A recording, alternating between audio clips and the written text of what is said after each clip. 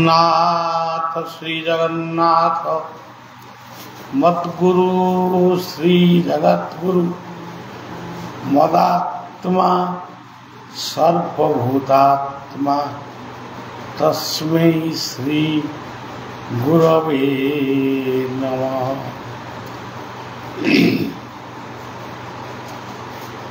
सर्वमंगल मंगल्ये शिवे सर्वार्थ साधिके शरण्ये त्र्यंबके गौरी नारायणी नमस्ते।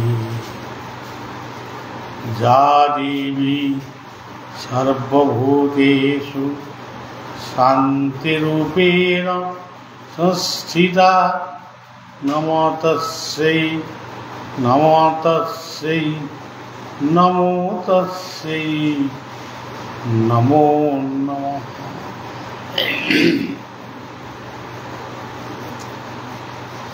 प्रथमे मातृमंडली मो परिवार समस्त मातृमंडली मान प्रणाम जनाऊँगी। ऋषामणि भजनी रतनी बसंत उर्मिला ये मातृमंडली मान को प्रणाम जनाइबा सहित मोर मौसी माँ ये मान को प्रणाम जनाऊँगी। तापरे ये समाज रे जिते माँ अच्छी जिते मौसी पिउसी इत्यादि अच्छा समस्त को मोर माँ रूप में प्रणाम जनाऊँगी। मो चिंतार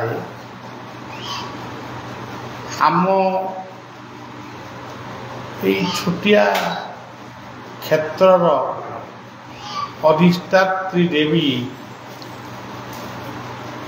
माँ शारदा ज्योतिर्प्रभा माँ रामचंडी ये समस्ते होउचंती ये मान को आम माँ बोली भावु। आज आपण मान देखिए सहर बाजार रे माटीर तैयारी मूर्ति को पूजा करने पूजा खर्च हो 20,000 मेढ़े खर्च हो लक्ष लक्ष कि 2 लक्ष कि 5 लक्ष कि 10 लक्ष एवं जिते माँ को नहीं मूर्ति गुड़ी को नहीं विसर्जन करेंगे से भी आहरी कौन खर्च करेंगे। किंतु आम परिवार आम घरे जो माने अच्छी जो माँ जन्मदात्री माँ आम मृण्मय मूर्ति पाखे रसगोला भोग करूँ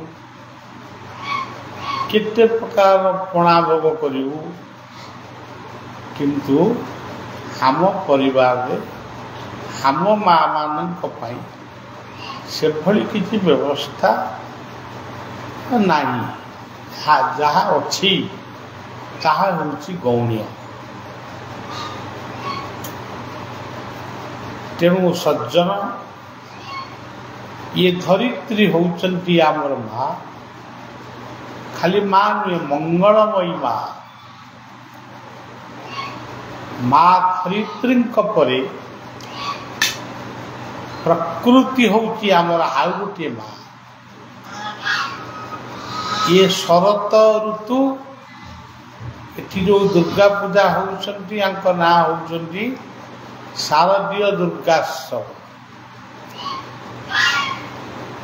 तेणु यही प्रकृति आमको बंचई रखी आउ माँ होउछंती किए जो गोमाता मान को आज अवहेला करा ମଇଁଷିମାନଙ୍କୁ ଅବହେଳା କରାହେଉଛି, ସେଇମାନଙ୍କର କ୍ଷୀର ଦହି ଲହୁଣୀ ଆମ ଜୀବନକୁ ବଞ୍ଚେଇ ରଖିଛି। ଆମେ କୌଣସି ଗୋଟିଏ ମା'କୁ ମଧ୍ୟ ଆମେ ସମ୍ମାନ ଦେଇ ପାରୁନା। ଗଙ୍ଗା ମାତାଙ୍କୁ ସମ୍ମାନ ଦଉଛୁ, କିନ୍ତୁ ଯେଉଁ ଗଙ୍ଗାଙ୍କୁ ଆମେ ମା ବୋଲି କହୁଛୁ, ଭାରତର ଆତ୍ମା ହେଉଛି ଗଙ୍ଗା, କିନ୍ତୁ ସେଇ ଗଙ୍ଗାରେ ଆମେ ଏତେ ସ୍ୱାର୍ଥପର ମଣିଷ, ଆମେ ମୁକ୍ତି ପାଇବୁ ବୋଲି କିମ୍ବା ଜଞ୍ଜାଳକୁ ମୁକ୍ତି ପାଇବୁ ବୋଲି ଆମେ ମରିଗଲେ ଆମ ମୁର୍ଦାରକୁ ନେଇକରି ସେ ଗଙ୍ଗା ନଦୀରେ ଭସେଇ ଦେଉଛୁ। ଏହା କେଉଁ ପ୍ରକାରର ମାତୃଭକ୍ତି? ଆଜି ବି ଆପଣ ଦେଖିବେ ଗଙ୍ଗା ସଫେଇ କାର୍ଯ୍ୟର ଆହ୍ୱାନ ଚାଲିଥିଲେ ମଧ୍ୟ ଆଜି ବି ଗଙ୍ଗା ନଦୀରେ ମୁର୍ଦାର ଭାସୁଛନ୍ତି। ଏଇଭଳି ଭାବରେ ଆମର ଭକ୍ତି ସବୁ ବିଗିଡ଼ି ଯାଇଛି। ଯେମିତି ଗୋଟିଏ ଭଲ ଲୋକ, ପାଠୁଆ ଲୋକଟିଏ ବହୁତ ଭଲ ଜ୍ଞାନ ଜାଣିଛି, କିନ୍ତୁ ମଦ ଟୋପାଏ ପିଇଦେବା ପରେ, ଟୋପାଏ ନୁହଁ 2-3 ଗ୍ଲାସ ପିଇଦେବା ପରେ ତାର ଭଦ୍ରାମିଟା କୁଆଡ଼େ ଲୁଚିଯାଏ, ଏଇଟା ଅଭଦ୍ରର ଶେଷ ସୀମା ପର୍ଯ୍ୟନ୍ତ ଚାଲିଯାଏ। ଠିକ୍ ସେହିପରି ଆମେ ଯେଉଁମାନଙ୍କୁ ମା ବୋଲି କହୁଛୁ, ସେଇମାନେ ଟିକେ ବୁଢ଼ୀ ହେବା ପୂର୍ବରୁ ତାକୁ ଆମେ ହାଣିବା ପାଇଁ ବିକ୍ରି କରୁଛୁ। ବଳଦମାନଙ୍କୁ ତା ପୂର୍ବରୁ ବିକ୍ରି ହେଇଯାଉଛନ୍ତି, ଷଣ୍ଢ ବିକ୍ରି ବି ଚାଲିଛି। ତେଣୁ କେଉଁ ଟାଇପ୍ର ମଣିଷ ଆମେ? ଶାରଦାଙ୍କ ପାଖକୁ ଆମର ଆଶ୍ରମର କିଏ ଯାଇଥିଲେ, ତାଙ୍କର ଗୋଟେ ଅଭ୍ୟାସ ଅଛି କ'ଣ ଯେ ବେଳେବେଳେ ମନେ ପଡ଼ିଲେ ସେ ଶାରଦାଙ୍କ ପାଖକୁ ଯାଆନ୍ତି। ଯାଆନ୍ତୁ ମା ଶାରଦାଙ୍କ କ'ଣ ବଲେ ଖରାପ କ'ଣ ହେଲା, ଭଲ କଥା। କିନ୍ତୁ ଖବର ଦେଲେ କ'ଣ ଆମେ କ'ଣ ଶାରଦାଙ୍କ ପାଖକୁ ଯାଇପାରିଲୁ କି? ଆଉ କେଉଁଠି ଯାଇଥିଲ? ନା ବିଲ ମା ଶାରଦା। ସେଠି କାହିଁ ଗଲନି? ସବୁଥର ସେଇଠିକି ଯାଅ, ବର୍ତ୍ତମାନ ପଚାରିକି କେବେ ଯାଇନା, ସେଇଠିକି ଯାଅ। ଆଜି କାହିଁ ଗଲନି? ଆଉ 2 କିଲୋମିଟର ବାଟ ଆଗରୁ ଗାଡ଼ି ଅଟକେଇ ଦେଉଛନ୍ତି। ମାନେ ଏତେ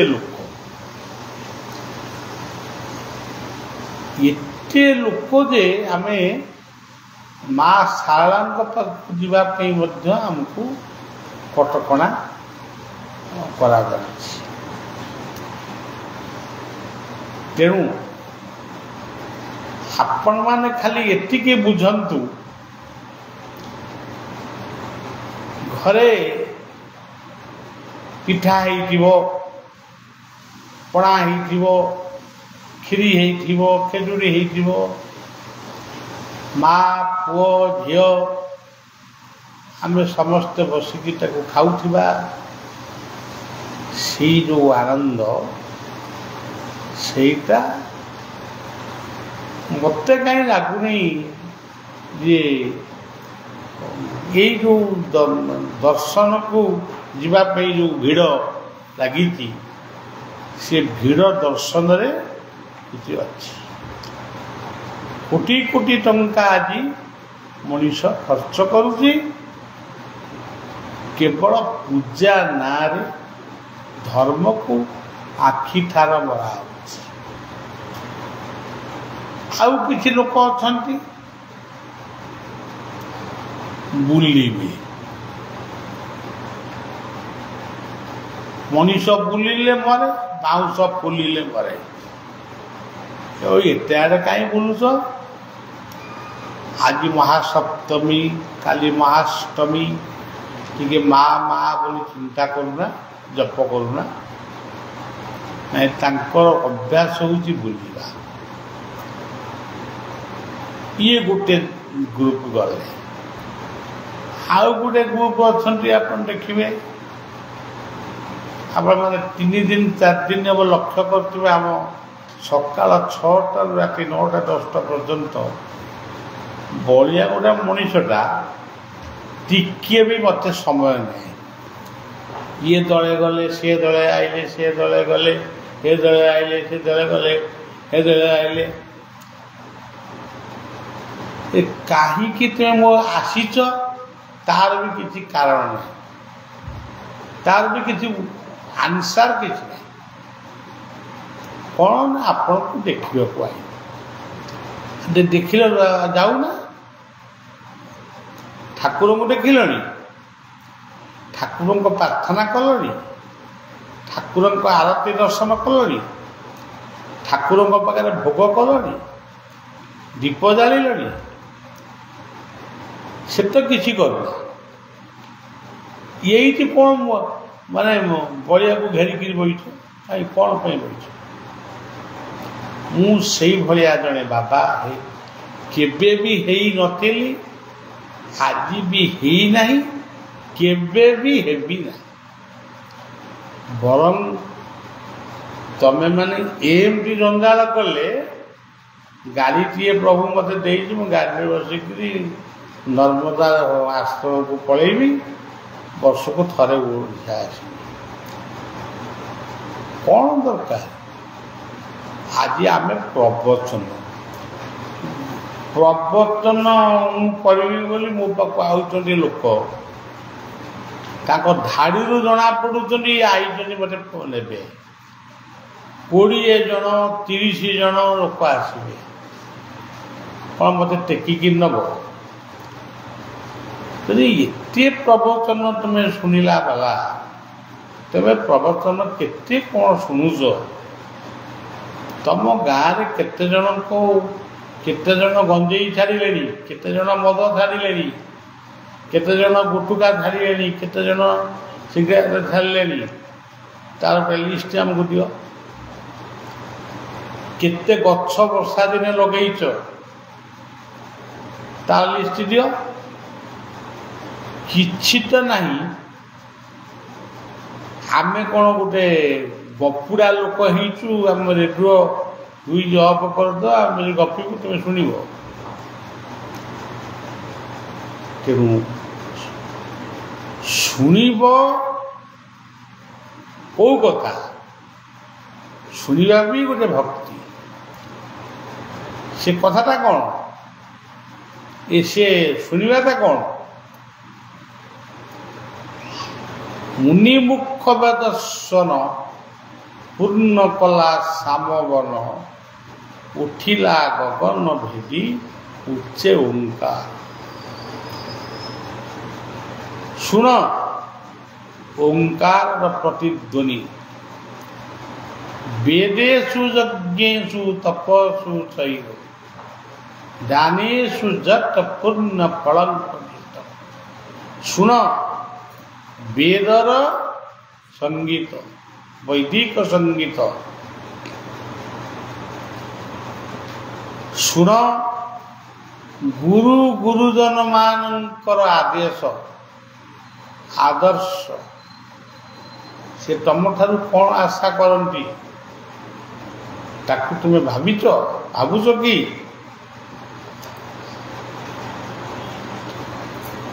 ଇଏ ହେଉଛି ଶୁଣିବା। ବସିଛ, କାହିଁକି ବସିଛ? ସେକାସନ ପକେଇ ବସିଗଲ ତ ଭଲ ମଜାରେ ବସି ଯାଉଛ, ବସିଛ କାହିଁକି? ଯଦି ବସିଲ ମନ୍ତ୍ରମୂଳମ୍ ଗୁରୁ ବାକ୍ୟ, ପୂଜାମୂଳମ୍ ଗୁରୁର୍ପାଦ, ଧ୍ୟାନମୂଳମ୍ ଗୁରୁର୍ମୂର୍ତ୍ତି, ମୋକ୍ଷମୂଳମ୍ ଗୁରୁର୍କୃପା। ଗୁରୁ ବା ଇଷ୍ଟଙ୍କୁ ଧ୍ୟାନ କରୁଛ କି? ଆଉ କିଛି ତ କରୁନା, ଖାଲି ବେଶଭୂଷା ହେଇକି ବସି ଯାଉଛ। ଶ୍ରବଣଂ କୀର୍ତ୍ତନଂ ବିଷ୍ଣୁ ସ୍ମରଣଂ। ଅତୀତକୁ ମନେ ପକାଉଛ କି? ତୁମ ଅତୀତଟା କ'ଣ ଥିଲା? ଯେଉଁମାନେ ଅତୀତକୁ ଭୁଲି ଯାଆନ୍ତି ସେମାନେ ହେଉଛନ୍ତି ମହାମୂର୍ଖ। ମୁଁ ପୁରା ମୁଢ଼ି ବିକିକିରି ମଣିଷ ହେଇଛି କି ଦହିବରାଟା ବିକିକିରି ମଣିଷ ହେଇଛି, ସେଇଟାକୁ ଆଜି ମୁଁ ଭୁଲିଗଲି। ଯେହେତୁ ମୁଁ ରସଗୋଲା ବିକ୍ରି କରୁଛି, ତାହେଲେ ତମେ କିଏ ମଣିଷ? ତମେ କି ଜପ କରୁଛ? କେଉଁ ଶାଳଙ୍କ ପାଖକୁ ମଙ୍ଗଳାଙ୍କ ପାଖକୁ ଯାଇଛ? ଆଚ୍ଛା, ସେଇଭଳି ଭାବରେ ତମେ ଜଗନ୍ନାଥଙ୍କୁ ଭାରି ଭଲ ପାଉଛ, ନାଇଁ? ମାନେ ବହୁତ ଭଲ ପାଉଛ। ଆଉ ତମକୁ ଭଲ ପାଇବା ଆସେ। ଆଉ କଥା ଗୋଟେ ବାବାଜୀ ଆମର କାଲି ଟିଭିରେ ବାହାରିଥିଲେ। ସିଏ କ'ଣ 10-20ଟା ଖଣ୍ଡେ ଝିଅଙ୍କୁ ଖାଲି କହନ୍ତି ଆଇ ଲଭ୍ ବୋଲି। ମୁଁ ତା ଠିକଣାଟା ଯୋଗାଡ଼ କରି ତା ପାଖକୁ ଚିଠି ଦେବି ଯେ what is meaning of I and love and you. କ'ଣ ଆଇ ଲଭ୍? ଯଦି ଆଇ ଲଭ୍ ୟୁ ତୁମର ଝିଅମାନଙ୍କୁ କହିବାର ଥିଲା, ତାହେଲେ ସେ ପୋଷାକ କାହିଁ ପିନ୍ଧିଦେଲ? ତେଣୁ ନିଜକୁ ପଚାର, ମୁଁ କିଏ? ହୁ am I? I am a part of Lord.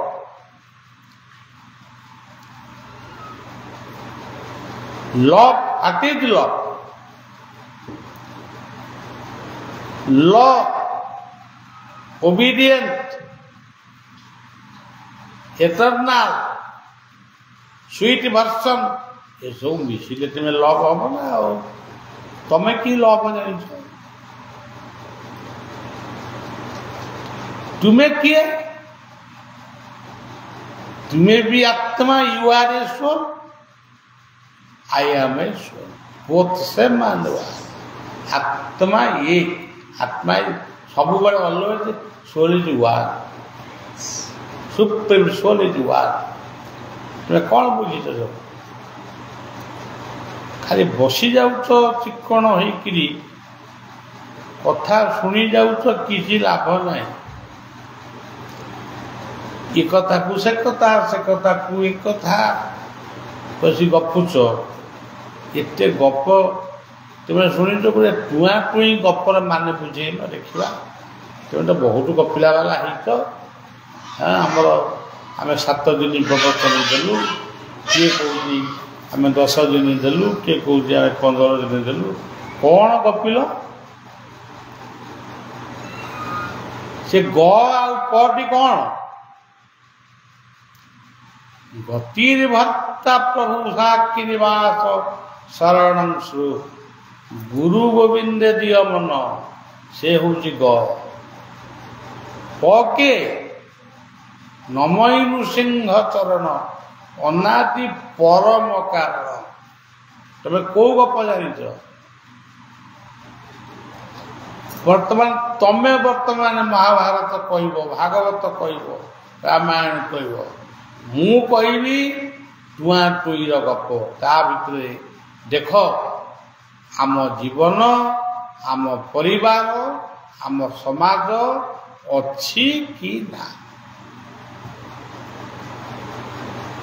ଟୁଆଁ ଟୁଇଁ ଗପ ନ ଜାଣିଥିବା ମଣିଷ ବିଛା ମନ୍ତ୍ର ନ ଜାଣି ସାପକୁ ଘାଉ ରସ ଝାଡ଼ୁଛି।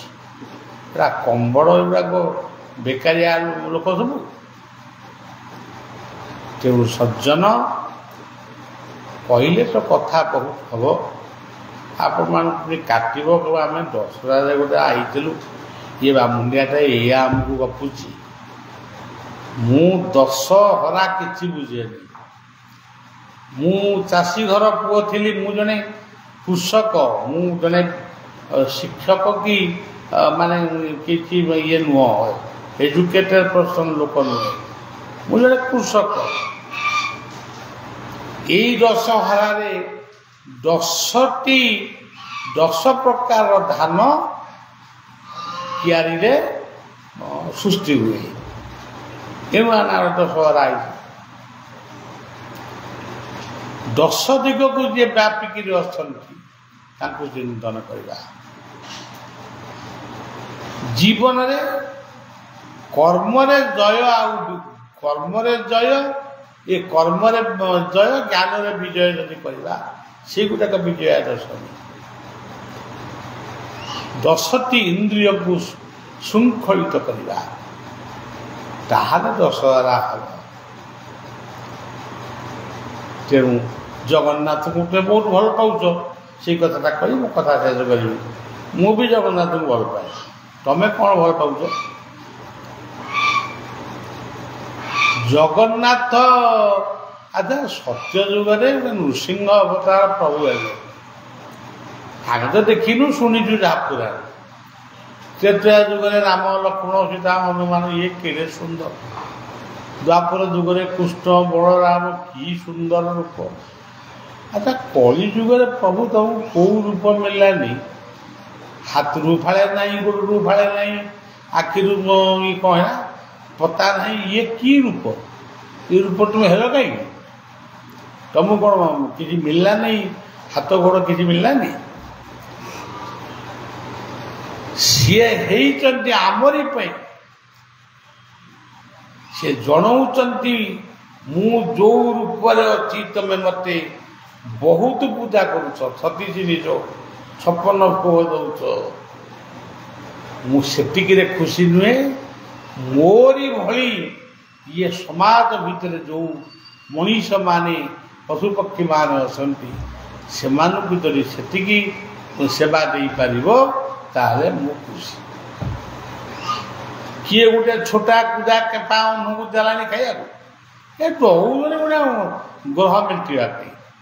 ସେ ଅବଧାନ କହିଛନ୍ତି ତାର ମଙ୍ଗଳ ଦଶା ଅଛି, ତାର ଗୋଟେ ଛୋଟା ଏଇଗୁଡ଼ା ମୁଁ ଏଇ ଗପ। କିନ୍ତୁ ମୁଁ ସେ ଗପରେ ନାହିଁ। ମୁଁ ଗପ କିନ୍ତୁ କହେ, ଗପ କିନ୍ତୁ ଶୁଣେ। ଆପଣମାନେ କ'ଣ ଗପନ୍ତି, କ'ଣ ଶୁଣନ୍ତି ସେ ଶୁଣୁନାହାନ୍ତି। ମୋର ଆଉ ବୟସ ନାହିଁ ଯେ ମୁଁ ଗପ କହିବି, ଗପ ଶୁଣିବି। ଠାକୁର ଶୋଇପାରୁନାହାନ୍ତି, ଯଶୋମତୀ ଗପ କହୁଛନ୍ତି, ଠାକୁର ହୁଁଟିଏ ମାରୁଛନ୍ତି। ମୋର ହୁଁ ହେଉଛନ୍ତି ହୁଙ୍କା। ଶେଷରେ ସମସ୍ତଙ୍କୁ ଶୁଭେଚ୍ଛା ଦେଉଛି। ଭଲ ମଣିଷ ହୁଅ, ଭଦ୍ର ପିଲା ହୁଅ, ମଦ୍ୟମାଦକ ଛାଡ଼, ପରିବାର ଗଠନ କର, ଗୁରୁଜନଙ୍କୁ ଭକ୍ତି କର, ଲଘୁଜନଙ୍କୁ ଶ୍ରଦ୍ଧା କର, ଆଉ ସମୟର ସଦୁପଯୋଗ କର। ଏବଂ ଏଠି ବଳିଆ ପାଖରେ ଗହଳ ଲଗାନା। ଆସ କ'ଣ ଟିକେ କହିବି, ତୁମ କଥା ଧରି ପଳା। ଏଠି ବଳିଆର କିନ୍ତୁ ଗୋଟେ କିଛି ପର୍ସନାଲ ଲାଇଫ୍ ଏଠି ନାହିଁ। ମୋର ମନ ହେଲା ଟିକେ ମଦ ପିଇବି, ମୋର ପିଇବା ତମେ ପଇସା ମୁଁ କେମିତି ପିଇବି? ତୁମେ ଗଲେ ସିନା ମୁଁ ନା ପିଇବି। ତେଣୁ ଶେଷରେ ସମସ୍ତଙ୍କୁ ଶୁଭେଚ୍ଛା ଦେଇ ମା ଧରିତ୍ରୀ ରୂପିଣୀ, ପ୍ରକୃତି ରୂପିଣୀ ମାକୁ ଶାନ୍ତିର ମାଗୁଣି କରି ସେବକ ଭଳିଆ ସେଇ ପାଦ ପଦ୍ମରେ ମୋ ବୋଉ, ସାନ ବୋଉ, ମୋ ପରିବାରର ମାତୃମଣ୍ଡଳୀଙ୍କ ପାଦରେ ମୁଁ ନିଜକୁ ଅର୍ପଣ କରୁଛି। ସମସ୍ତଙ୍କୁ ପ୍ରଣାମ ଦେଉଛି। ଏଇ ଦଶହରା ଦିନ ମନେ ପଡ଼ୁଛି, ପ୍ରତ୍ୟେକ ବର୍ଷ ଦଶହରାରେ ମୋ ବୋଉ 100ଟି ଟଙ୍କା ଆଣି ମୋ ପକେଟରେ ଦେଉଥିଲା। ସେବକ ଯିଏ ଥିଲା ଆମର, କ'ଣ ତାଙ୍କ ନାଁ ବାବା? ଲକ୍ଷ୍ମୀଧର, ସେ ବି ତାକୁ ରଖିଥିଲା। ଆଉ ଏବେ କିଏ କ'ଣ ଦେବେ କି ନ ଦେବେ ମୁଁ ଜାଣିନି, କି ଭଲ। ଆଉ ମୋ ବୋଉ ତ ଆଉ ନାହିଁ, ଆଉ ତମେ କ'ଣ ଦେବ? ତମର ଝିଅ ହେବ କି ଭଉଣୀ ତ ହେବନି, ଝିଅ ହେବ, ଆଉ ତମେ କ'ଣ ମୋତେ ଦେବ? ଶେଷରେ ସମସ୍ତେ ଭଲରେ ରହନ୍ତୁ। ମୋର ଆନନ୍ଦ ଏକବାର ହରି ବୋଲ। ତେଣୁ ନାମଟି କର ମା। ନା କେହି ନାହାନ୍ତି ନା କ'ଣ?